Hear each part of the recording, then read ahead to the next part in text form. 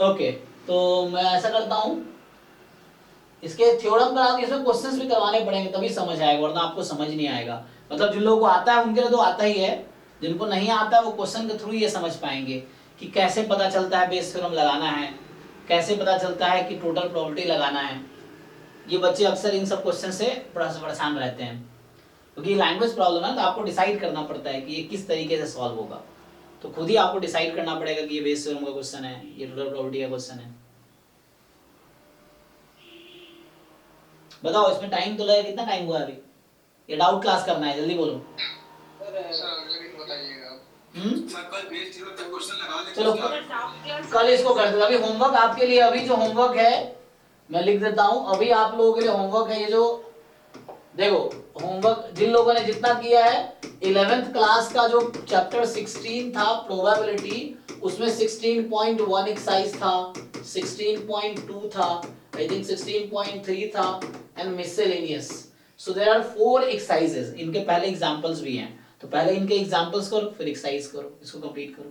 अभी हमने 12th class का जस्ट आपको एक बार बताया क्या क्या है सिलेबस में। तो इसमें हमने चैप्टर 13 है, इसमें है 13.1 कंडीशनल प्रोबेबिलिटी पे था, 13.2 multiplication rule and independent event पे था।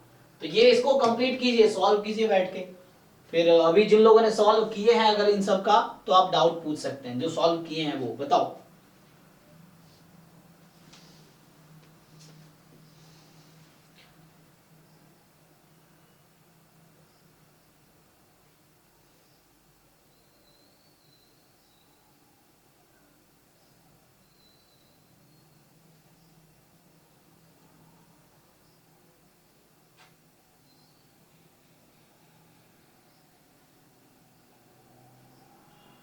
किनको क्या डाउट डिस्कस करना है जी, बोलो।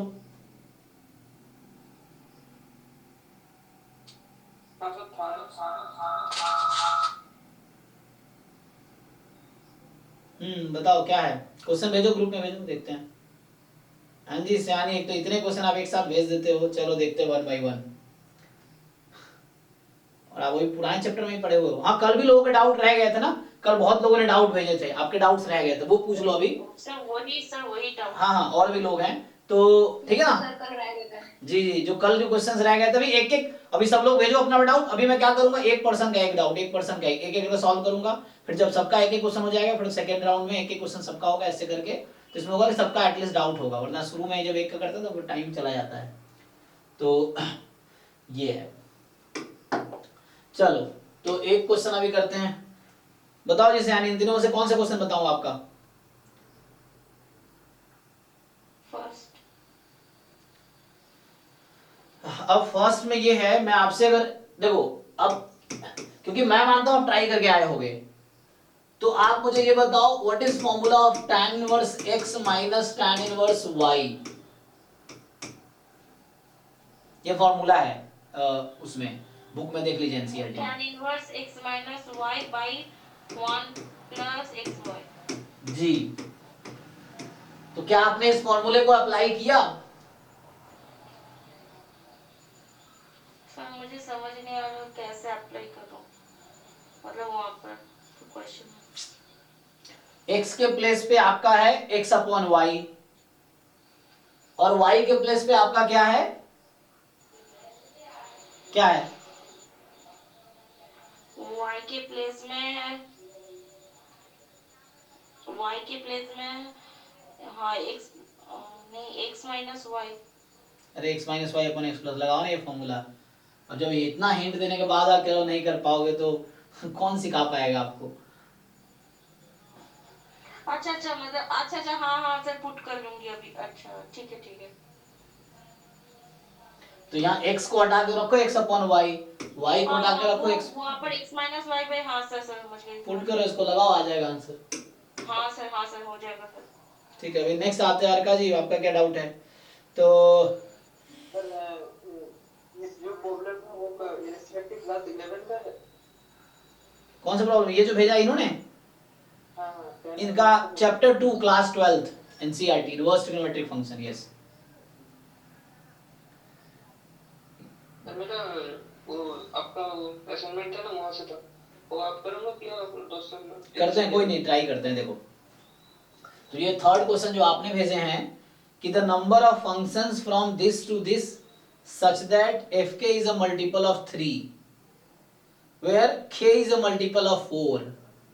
अच्छा, तो देखो यहाँ 1 2 3 अप टू 20 है ना, और यहाँ पे क्या है, यहाँ भी है 1 2 3 अप टू 20।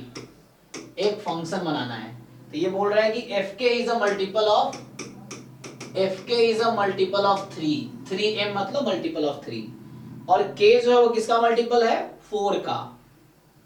तो बताओ k के पॉसिबल चॉइस क्या क्या है, 4 8 12 16 20 और यहाँ पे क्या क्या पॉसिबल चॉइस है 3m का, 3 9 चलता रहेगा 18 तक। तो ये कितने हैं। सो ऐसा पूछ रहा है कि the number of functions f from this to this such that this is multiple of 3 and this is multiple of 4। तो पहली बात तो मुझे इन, हाँ ट्राई भी किया है, भेजा है, वो भी भेजा है, देखिए ना। ठीक है, तो तुमने कैसे किया बताओ मुझे, क्या किया तुमने। तो मैंने ऑन टू फंक्शन निकाला ऐसे, मतलब ऑन टू की क्या जरूरत, रुको रुको, ऑन टू की जरूरत है, रुको रुको। यहाँ कितने हैं, 1 2 3 4 5, 1 2 3 4 5, 1 2 3 4 5 6। ऑन टू कैसे होगा इसमें, तो वहां से ऑन टू करना है। रुको, अब देखो मैं इसी को दोबारा लिख रहा हूं, तो इसको पहले लिख दे रहा हूं 4 8 12 16 20, बाकी बचे होंगे 1 2 3, समझ रहे हो ना, इनके अलावा जो बचे होंगे वो लिख देता हूं 19 तक। ये नहीं, सारे नंबर नहीं है, ये छोड़ के, मतलब इन नंबर्स को मैंने पहले लिख दिया। तो ये 4 के मल्टीपल को, वैसे इसमें क्या करता हूं 3 6 9 12 15 18, इसको पहले लिख दिया, और बाकी जो बचे 1 2 एंड जो बाकी बचे है ना 20 तक, ये है। अब समझो, ये तुमसे बस इतना कहना चाह रहा है कि इस 4 के मल्टीपल वाले का इमेज यही होना चाहिए, ठीक। अच्छा हाँ, कि जो 4 के मल्टीपल यहां पे है उसका इमेज हमेशा 3 का ही मल्टीपल जाएगा। तो बताओ इस 4 के पास कितने चॉइस है, एक के पास 5 चॉइस, 5 चॉइस। हाँ 4 के पास 5, अगर ऐसे में जाएगा 5 into 5 into 5 करके चलेगा। नहीं नहीं, जरूरी थोड़ी वन वन फंक्शन बनाने, फंक्शन ही बनाने हैं ना, तो ऐसा भी तो हो सकता है कि इन सबका मैप 3 ही हो, कोई प्रॉब्लम है इसमें, बताओ मुझे। अच्छा, तो इसका तो हो गया 5 to the power 4। यस, 5 बार 1 2 4, हाँ ए पगला हो गया, 4 के पास कितने चॉइस है, 5 अरे काउंट करो। 1 6 to the power 4। कहाँ खोए हो तुम भाई, रुको रुको रुको, हाँ ठीक है। 1 के पास चॉइस कितने हैं, 1 2 3 4 5 6 ना, हाँ मतलब 1 से 4 के पास 6 चॉइसेस हैं, तो यहाँ आ जाएगा 6, फिर 8 के पास 6 चॉइस है, तो ये कितना आ गया 6 की पावर 5, यही ना। तो ये देख के ही समझ आ रहा है कि ऑप्शन डी ट्रू होगा। आगे हमने किया हुआ यहाँ से वहां तक ऑन टू बोला है, तो मतलब यहाँ से वहां तक ऑन टू फंक्शन काउंट करना है। कहाँ ऑन टू बोला है, ऑन टू तुम क्यों सोच रहे हो, कहाँ बोला है फंक्शन होना चाहिए, ऑन टू कहाँ लिखा है, लिखा ऑन टू दैट।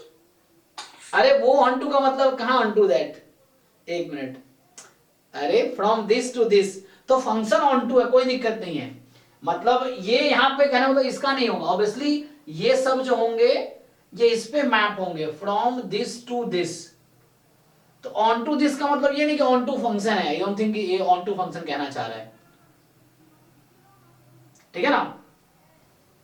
अच्छा मान लो अगर कहे, एक मिनट, तो अगर तुम ये कहना चाह रहे हो ऑन टू फंक्शन बनाना है, तो ऑन टू बनाएंगे फिर तो 6 फैक्टोरियल हो जाएगा यहाँ। अगर ऑन टू, अगर चलो ठीक है तुम सही करो, ऐसा होता फंक्शन a टू b लिखा रहता है, जनरली क्या लिखा रहता है, फंक्शन a टू b लिखा रहता है, नहीं, तो यहाँ a ऑन टू b है, ओके ओके ठीक है, फिर तुम सही सोच रहे हो। तो यहां से क्या आएगा, नाउ 4 के पास कितनी चॉइस है, सिक्स चॉइस। अगर ऑन टू फंक्शन, मैं पहले जो सोच रहा था बिना ऑन टू सोच रहा था कि ऑन टू नहीं बनाना है, लेकिन यहाँ पे बीच में शुरू में ही लिख दिया है if from this on to this, तो मैं ऑन टू के हिसाब से कर रहा हूँ।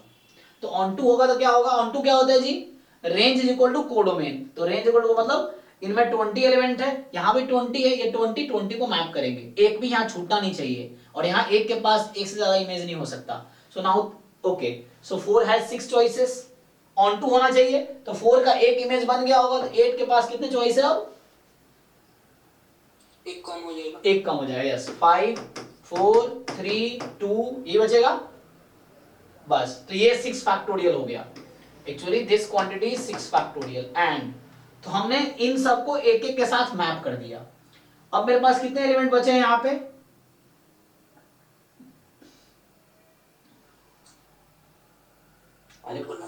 अरे भाई ये 5 था, 3 2 5, 5 ये है, और बचे कितने बचेंगे, टोटल कितने थे, 19 और 14 हुआ। अरे यार तुम कहाँ खोए रहते हो यार, इसमें कितने एलिमेंट है टोटल, अच्छा 20 है। तो पहले 5 यहाँ है तो बचे कितने 15। अब इन 15 एलिमेंट, तो ये 5 एलिमेंट 5 के साथ मैप हो गया होगा इसमें। अब इन 15 के लिए 15 चॉइसेस हैं यहाँ पे, तो मान लो 1 है एग्जांपल के लिए, तो 1 के पास कितने चॉइस है अब,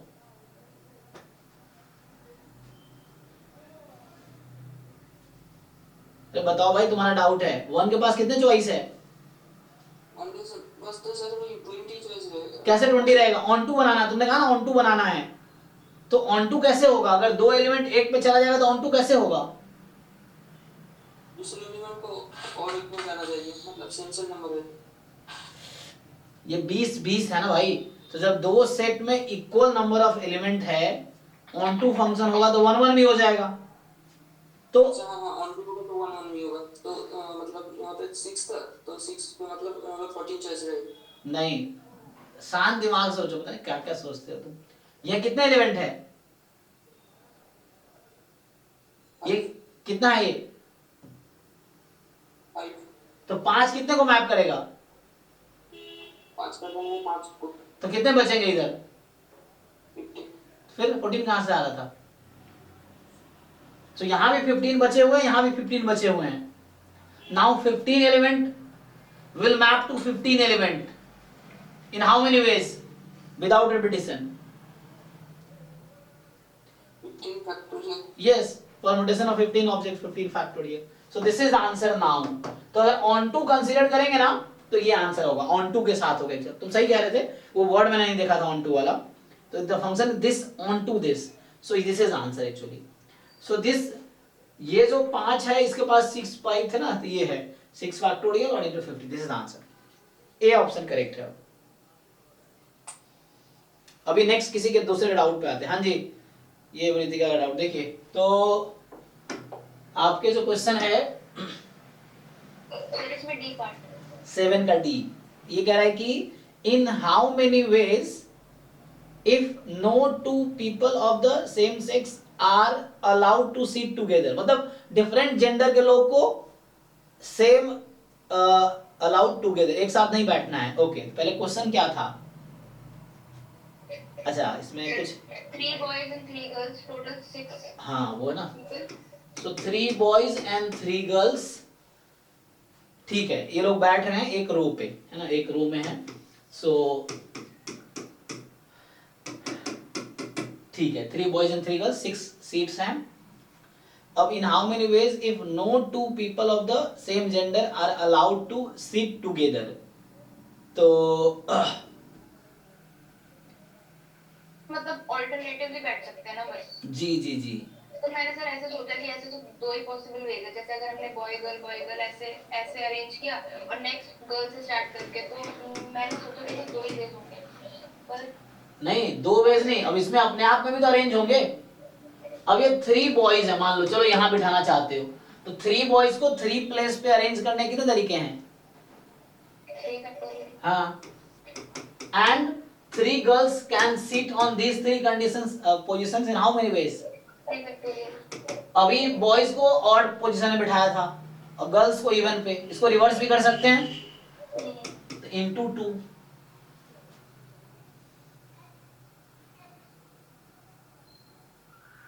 No two people of the same gender are allowed to sit together. है ना, allowed to sit together, ये आंसर है। ये सर यही है। तो ये इन अपने आप में परमुटेशन कर सकते हैं ये लोग, है ना, 3 लोग अपने आप में परमुटेशन 3 फैक्टोरियल तरीके से। चलिए नेक्स्ट, अभी किनका रह गया, हर्षित, देखिए आपका करते हैं। हाँ, सो जो आपका क्वेश्चन सॉल्व करना है, तो 15 है आपका ये कि in how many ways can 4 red, 3 yellow and 2 green discs are be arranged in a row if discs of the same color are indistinguishable? Solve नहीं करना है, केवल सेकंड पार्ट समझाना है, बस वो समझा दो। कहने के चाह रहे कुछ मतलब इनडिस्टिंग्विशेबल है, मतलब आइडेंटिकल है एक्चुअली। आइडेंटिकल मतलब सब एक जैसे हैं, आप डिफरेंशिएट नहीं कर सकते दोनों को अलग। आइडेंटिकल बॉल्स होते हैं ना, एक जैसे। उसमें केवल बस मतलब उसका जितना होगा फैक्टोरियल डिवाइड करके छोड़ देंगे। हाँ हाँ हाँ, ये समझिए। ठीक है। आइडेंटिकल है वो, आइडेंटिकल एक होता है नॉन आइडेंटिकल, मतलब जैसे लिखा ना 1 2 3 4, एक होता है कि बॉल पे तुमने लेवल कर दिया, तो लेवल कर दिया तो आप डिस्टिंग्विश कर सकते हैं ये फर्स्ट है, सेकंड है, थर्ड है, तो वहां ऑर्डर इंपॉर्टेंट होगा। अभी इनडिस्टिंग्विशेबल है तो आप पोजीशन चेंज कर देंगे तो भी सेम ही रहेगा। तो जो आप कह रहे हैं फैक्टोरियल डिवाइड कर देंगे, यस, क्योंकि इनडिस्टिंग्विशेबल हो गया, they are of same kind. जो वर्ड लिखा था ना कि n ऑब्जेक्ट है, उसमें r ऑब्जेक्ट सेम काइंड के, n factorial upon r factorial, same चीज यहाँ पे है कि सेम कलर के बॉल आइडेंटिकल्स हैं, तो मतलब red are of one kind, एक जैसा है, येलो एक जैसा है और ग्रीन एक जैसा है। हाँ सही कह रहे हैं। नेक्स्ट एक और क्वेश्चन था कि जैसे कि 5 कार्ड सिलेक्ट करना था पैक ऑफ कार्ड से, तो वहां पे एक हर कॉम्बिनेशन 5 के कॉम्बिनेशन में एक किंग रहना चाहिए था। वो आप बताए भी थे, लेकिन पूछना था मुझे कि हाँ, तो किंग कितने होते हैं? हम फोर्स C1 कर दिए। हाँ, 4 में से एक किंग कार्ड हमने लेना ही है मुझे किंग। हाँ, अब बाकी कितने बचे हैं कार्ड, अब किंग के अलावा कितने होते हैं? तो वही मेरा डाउट वही था कि हम 48 C4 क्यों कर रहे हैं, 51 C4 क्यों नहीं कर रहे? टोटल नंबर ऑफ कार्ड्स कितने होते हैं? 52। हाँ, तो 4 किंग हटा देंगे तो कितना बचेगा? लेकिन सर हमने कार्ड तो एक ही सेलेक्ट किया ना।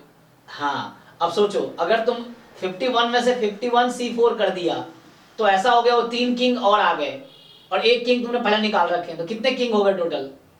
अच्छा हाँ ठीक है। तो हमें किंग नहीं चाहिए, अब हमें दूसरे ड्रॉ में किंग नहीं चाहिए, तो इसलिए हम किंग वालों को बाहर कर दे रहे हैं, तो बाकी में से ड्रॉ कर रहे हैं फिर हम, ये चीज है। हाँ यही मैं सोचने में गलती।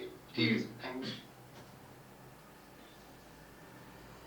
चलो भाई शशांक, देखिए आपका ये क्वेश्चन है कि fx बराबर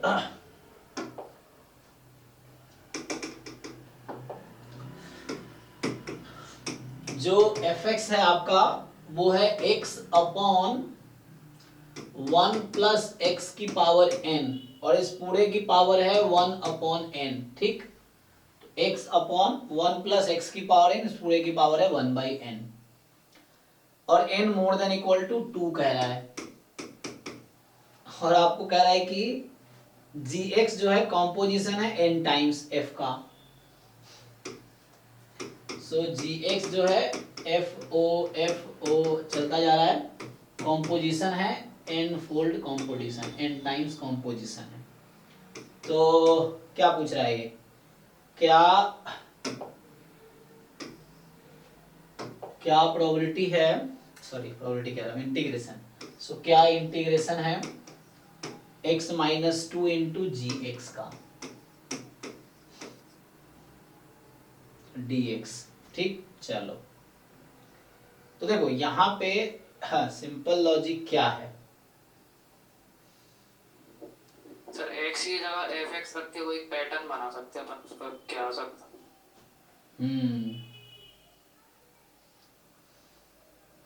तो मैं gx को रख देता हूँ f of x, तो उससे क्या फर्क पड़ेगा? एफ एक्स दे ही रखा है मुझे। तो देखो इस तरह क्वेश्चन में क्या करना होता है, अभी आप क्या करो, क्योंकि वैसे तो बहुत जनरल सॉल्व करेंगे तो ट्रिक ही कुछ होगा तो ट्रिक हो जाएगा तो उससे आ जाएगा, नहीं तो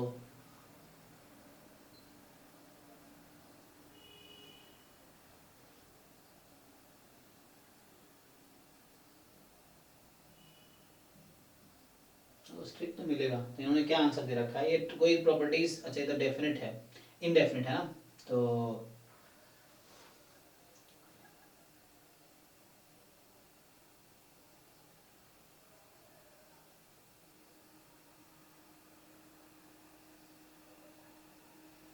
what if you choose n is equal to 2, मान लो ऐसा करें, n को 2 रख दे तो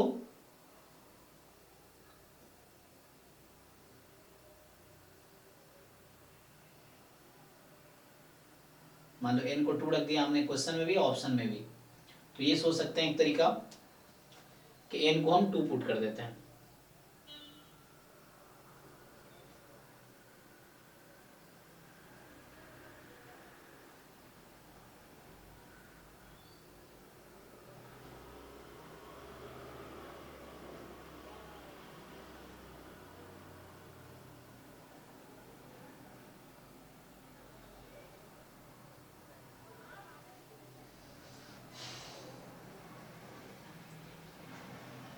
ये कॉम्पोजिशन है, एफओ मतलब क्या, कॉम्पोजिशन ही है।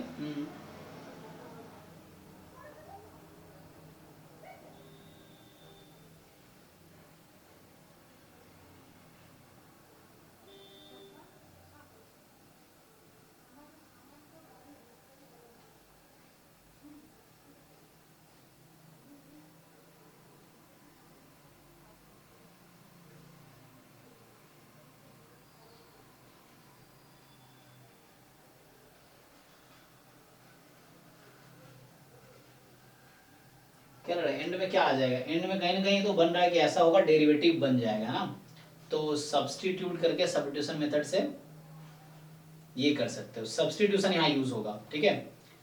और सब्स्टिट्यूशन में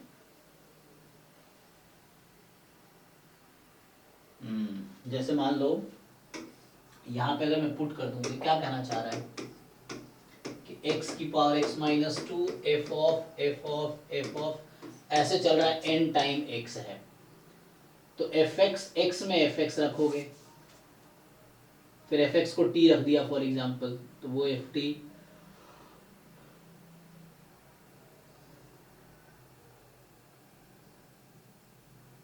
तो मेरा क्वेश्चन ये है तुमसे कि what is F of x, अगर ये मैं पूछना चाहूँ तो क्या आएगा? एक्स ही जगह एफ एक्स कर देंगे। हाँ वो तो कर देंगे, ये क्वेश्चन है कुछ आसान सा आ जाए तो इजी हो जाएगा, है ना, मतलब ऐसा हो जाएगा, इसको लिखे अगर x को एफ एक्स रख दो, so f x upon 1 plus f x की पावर n होल की पावर 1/n, यही बन जाएगा। अब यहाँ पे एफ एक्स मैं रख दूं अगर तो कुछ फायदा होगा, ये क्वेश्चन है कि अगर मैं एफ एक्स यहाँ रख देता हूँ, मान लो लेट्स सब्स्टिट्यूट एफ एक्स,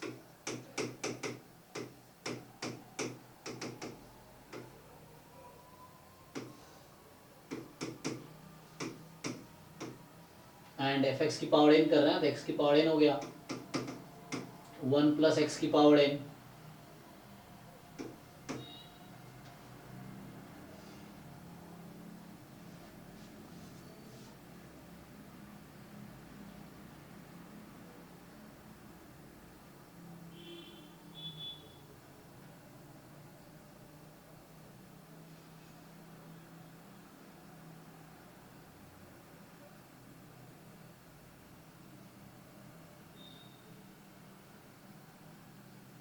यही बनेगा यहाँ तो यही है, और इस पूरे की पावर क्या आ जाएगी 1/n।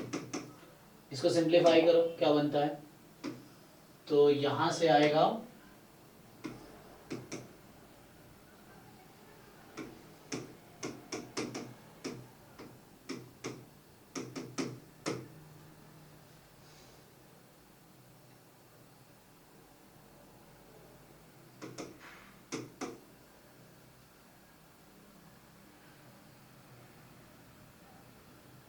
इसका एलसीएम ले लो, कितना बनेगा 1 प्लस 2x की पावर n अपॉन 1/n, ये बनेगा। ओके, तो इससे क्या फायदा हुआ?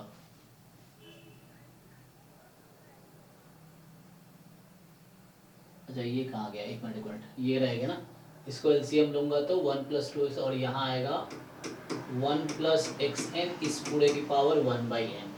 चेक करो ठीक से, कैलकुलेशन चेक करो तुम लोग। तो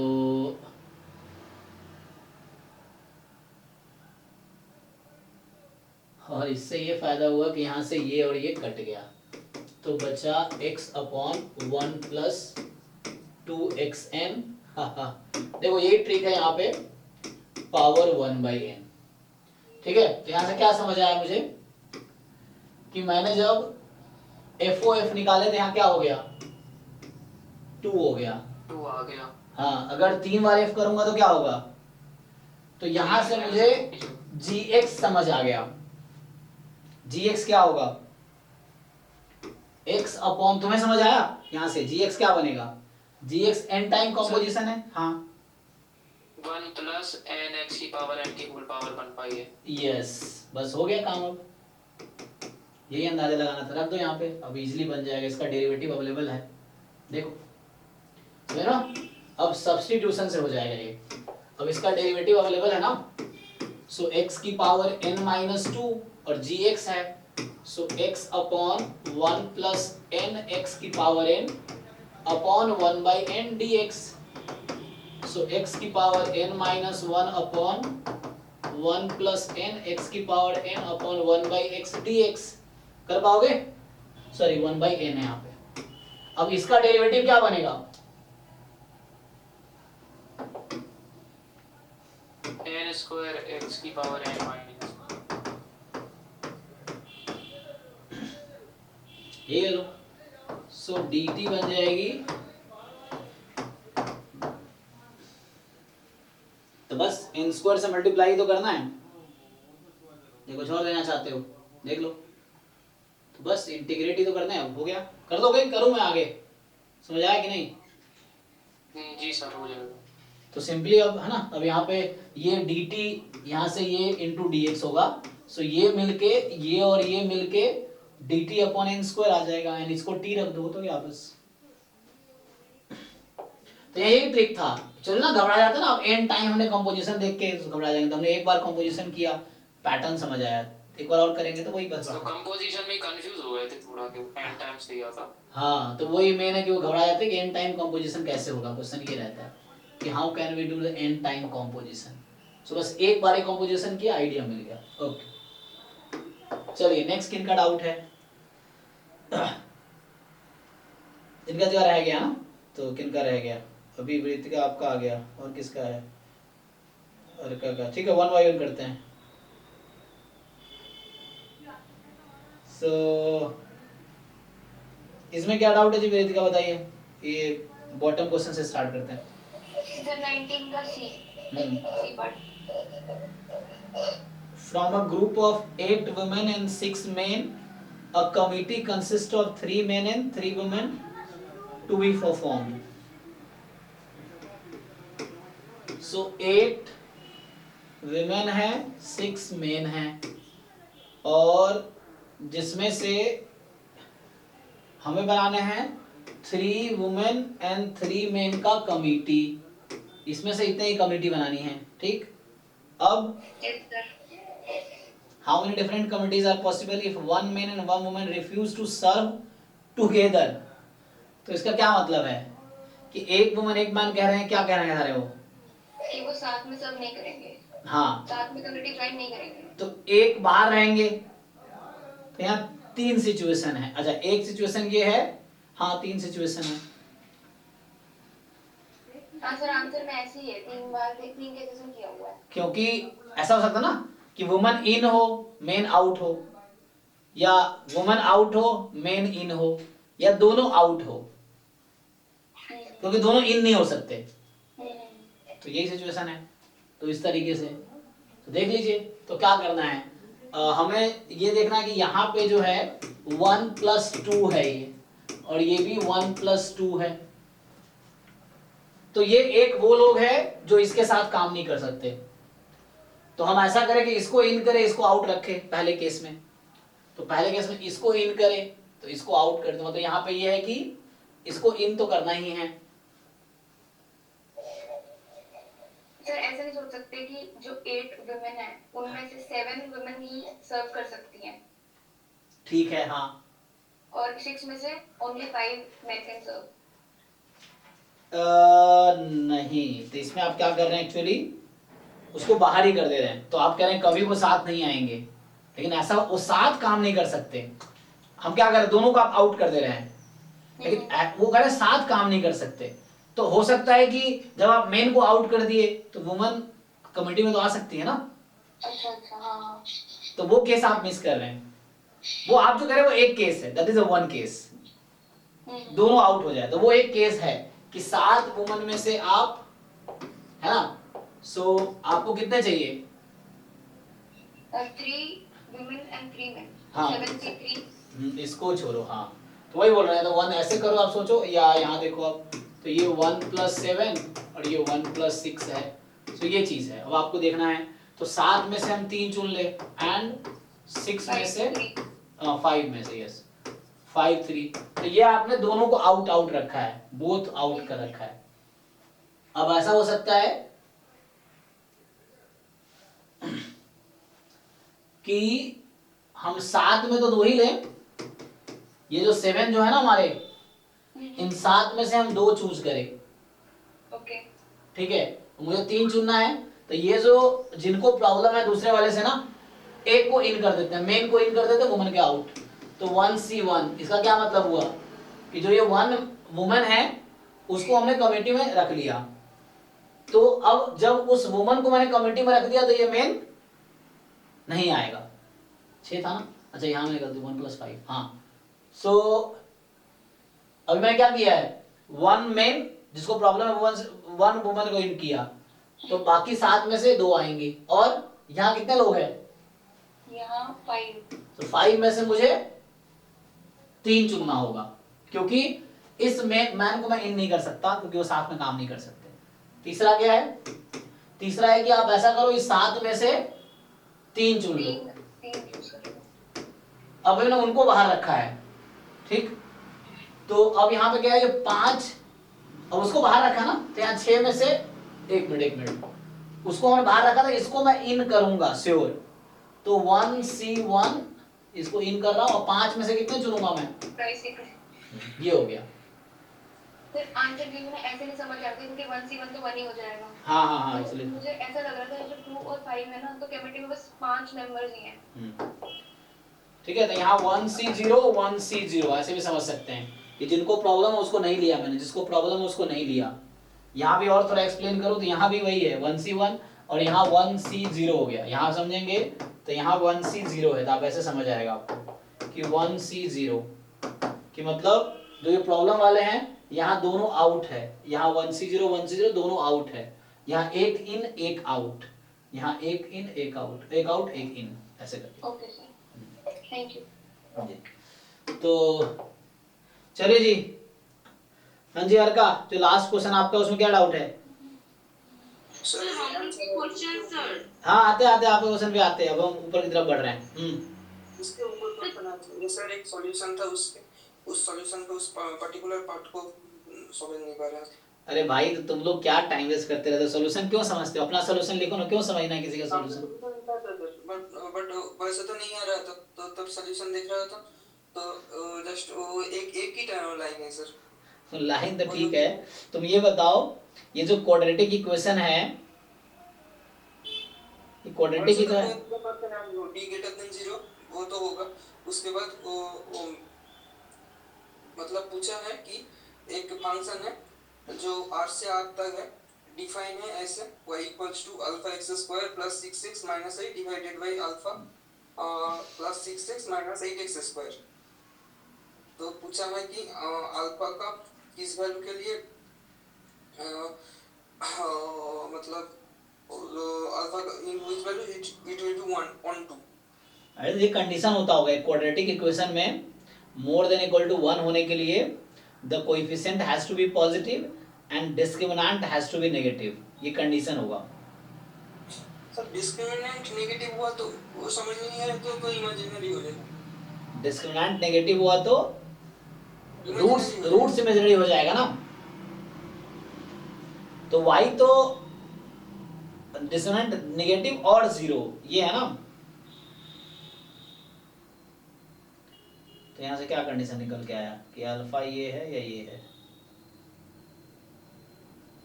मतलब से वन नंबर इक्वेशन के बाद का कैसा निकल रहा है?